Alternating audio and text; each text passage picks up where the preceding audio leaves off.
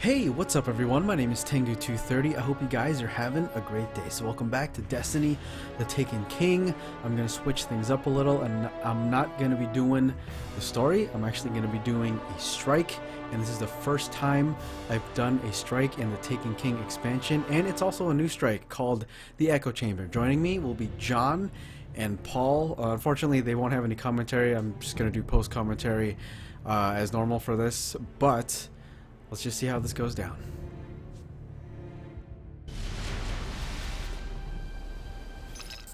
I'm detecting a series of concentric barriers around the bridge site.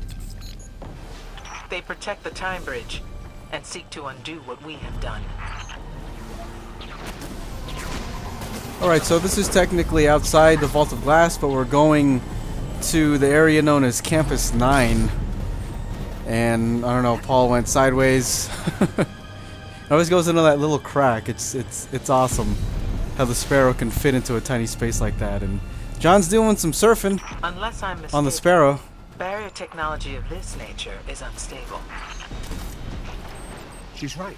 Find an arc source. You can use it to short out the barriers.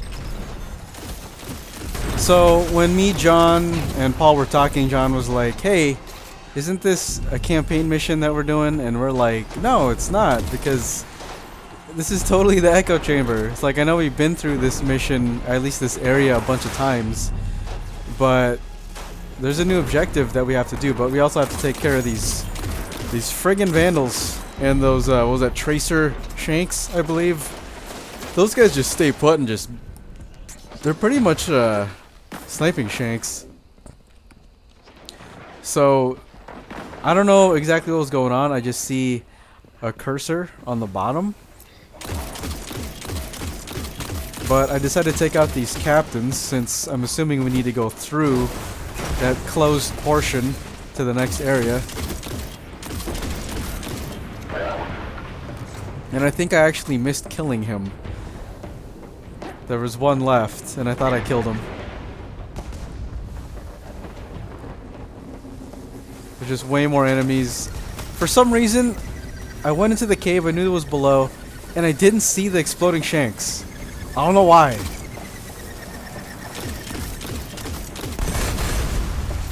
think I was just too focused on the objective.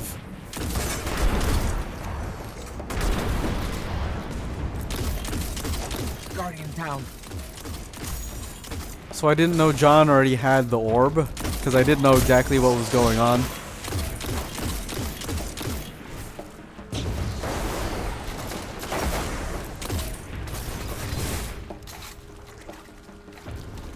So since he died, he needs to get the orb again, or at least one of us three needs to. And what you have to do is take the orb to this slot so you can close down the force field to get to the next area. And it's pretty much rinse and repeat until you get to the Echo Chamber, and you actually have to do it again in the Echo Chamber. Except like the distance between the orb to the slot is definitely a lot closer. But the room is circular inside the Echo Chamber, which you'll see in a little bit.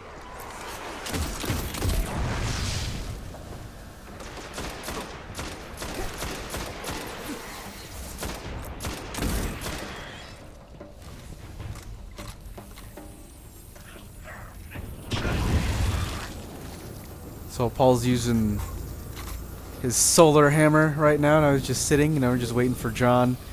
Here he comes. He was actually collecting some stuff earlier, and the orb disappeared. I guess it's on a timer.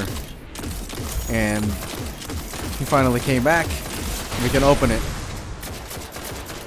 So pretty much every time we see those portals, what the original Destiny campaign has taught us is to blow those up, because more Vex will start coming through the portals. So as you can see, the orb is actually up there, and during a subsequent time where we did the Echo Chamber again, the orb actually showed up in another spot, which was actually that pillar right in front where the gun was pointing. So I decided to camp up here and snipe some Vex, since I got the height advantage. And I really wish this scout rifle had more, or I would actually say had a higher magazine count, because it has 12. I prefer anything around like high teens or low 20s. Because 12, you really got to pick your shots. I mean, I might as well be using a hand cannon if I had like 12 shots. So John can't jump up there. I'm the only one who can. Excuse me. So as you can see, there is a debuff when you're holding the orb. It is slowed. And I don't know what the stat boost means, but I will find out shortly that I cannot jump as high as I normally can. As you will see right here. So I tried, but I just went like hoverboard Back to the Future. So I was like, oh shit, this is bad. And I was getting pegged. So I decided to run as fast as I can, holding this orb, and hide behind cover over here. As I wait for Paul and John to take care of business up there.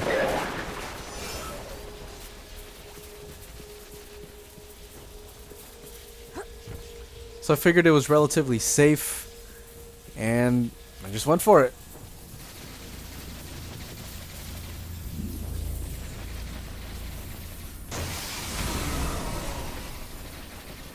Where we see beauty, the Vex see imperfection. Every planet, every being must be made anew.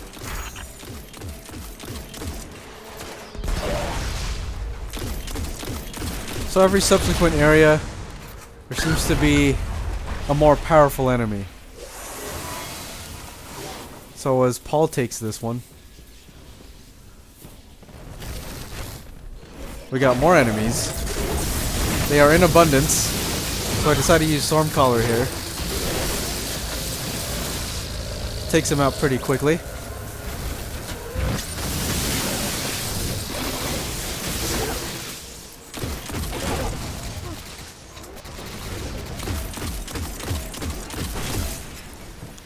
And I don't know, using the Stormcaller ability, that super is really amazing. I love using that thing.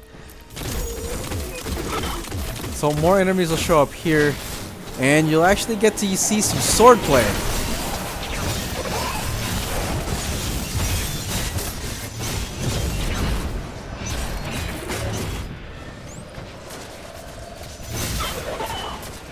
So that got pretty chaotic. I didn't expect to actually survive that because I was already pretty damn low on health once they dropped in, but that was that was actually pretty cool how I took care of most of those enemies. So we got some Hydras in this area. Just dispatch them quickly and then head towards the next zone.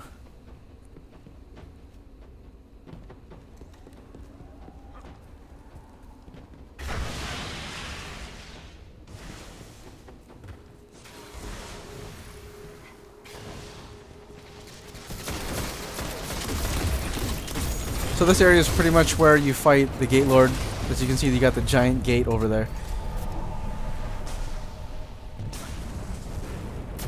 When John, Paul, and I play this for a second time, the Taken actually appeared over here, which was very interesting because it kind of changed up the gameplay a little bit. And it's cool to see some variety in the strikes. Even though, you know, eventually you're probably gonna see all the combinations there are. At least every time you go in, it'll be different. And it keeps you on your toes, which is a good thing, because after a while you just get used to strikes. You know where the enemies are at. You know where they're gonna spawn. It's like you're already prepared as you're playing, so at least with this, it keeps things fresh. So the orb is to the right. Paul's going to grab it as the enemies swarm the area. Trying to take him out from a distance to help him out.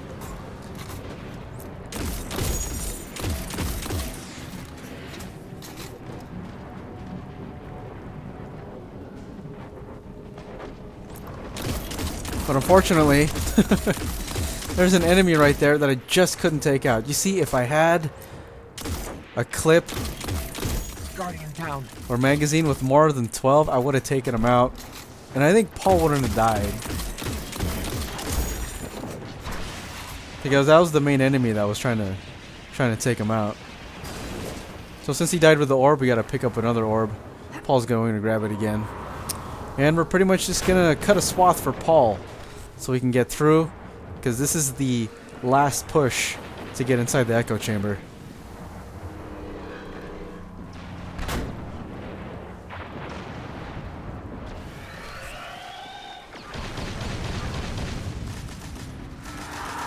So you can see down there is a walker.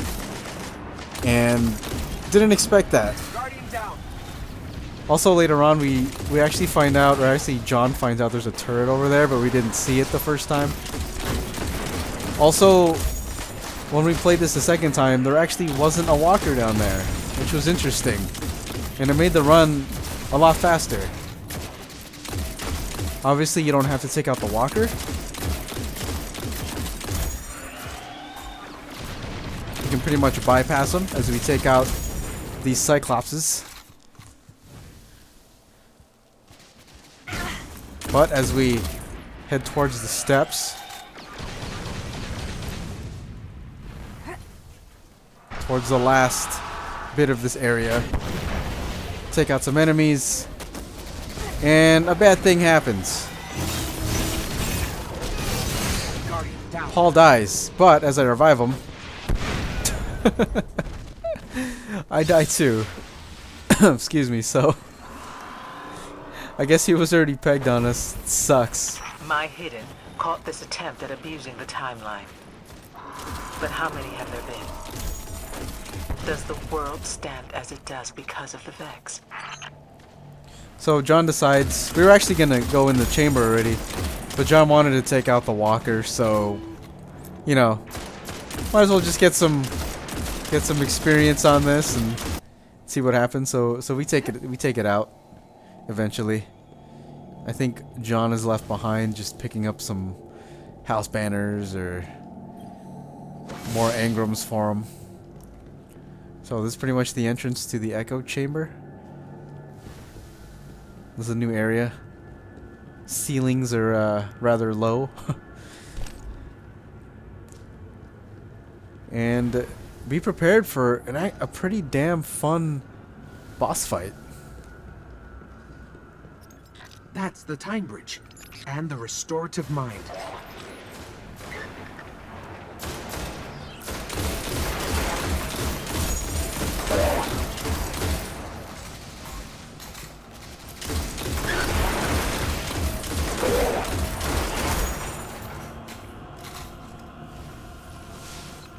That capacitor just lit up.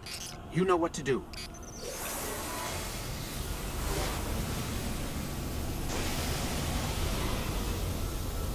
I feel like these That mines. got its attention. I feel like these mines are getting smaller and more mobile, because when we fought the Nexus, that thing was huge.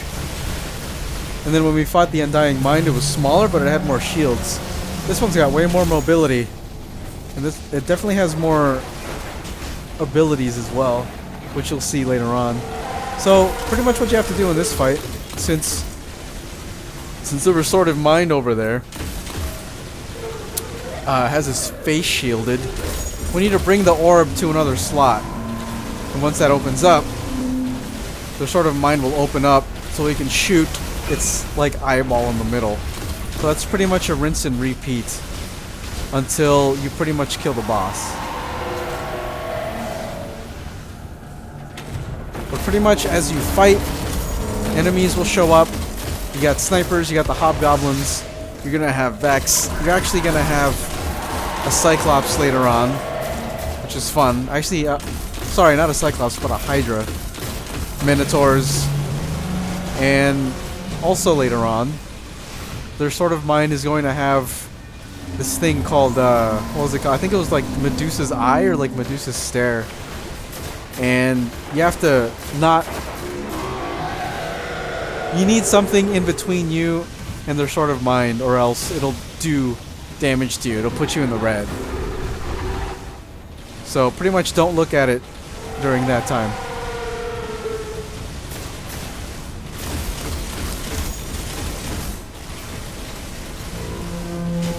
Also later on you'll see the force field walls. They will begin to rotate. And fortunately, they don't kill you. But it would actually be kind of cool, and it would add a lot more tension if it did. But one cool thing about that wall that spins though is it sweeps everything in its path. So like you see right now to the right, you can kind of see it. But once the bodies are disposed of, right there when they're corpses, like the whole wall like moves them, like they're sweeping them like a broom. And I'm like, that's actually a nice little touch, because I didn't expect that to happen.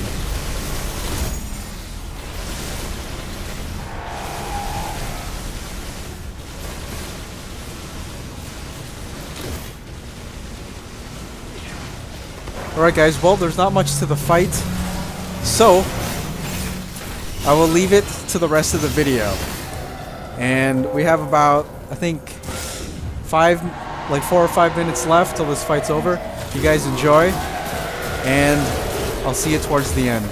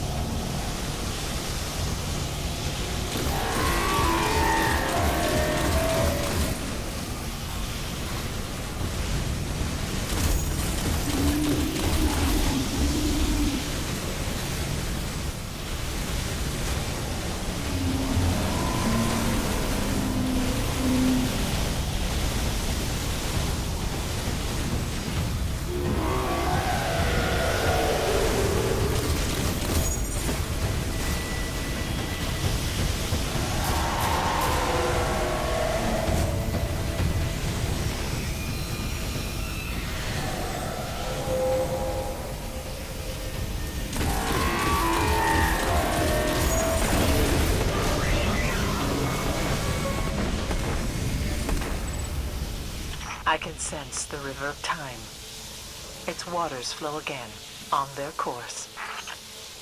The Nexus mind is unmade, and the Vex are denied, a powerful construct. Very well done. Alright, so that was an awesome first strike echo chamber. I didn't know what to expect, but it was really cool having us take turns taking controlling the orb, putting it in the slot, and going to the next part. So the two had to protect pretty much the orb carrier, and that pretty much happened all the way until the boss. So if this strike is any indication of how awesome the strikes are in the Taken King, sign me up, because that was awesome. So if you guys made it this far, thanks for watching, and as always, take care and Tengu 230 out. Alright guys, game on everybody.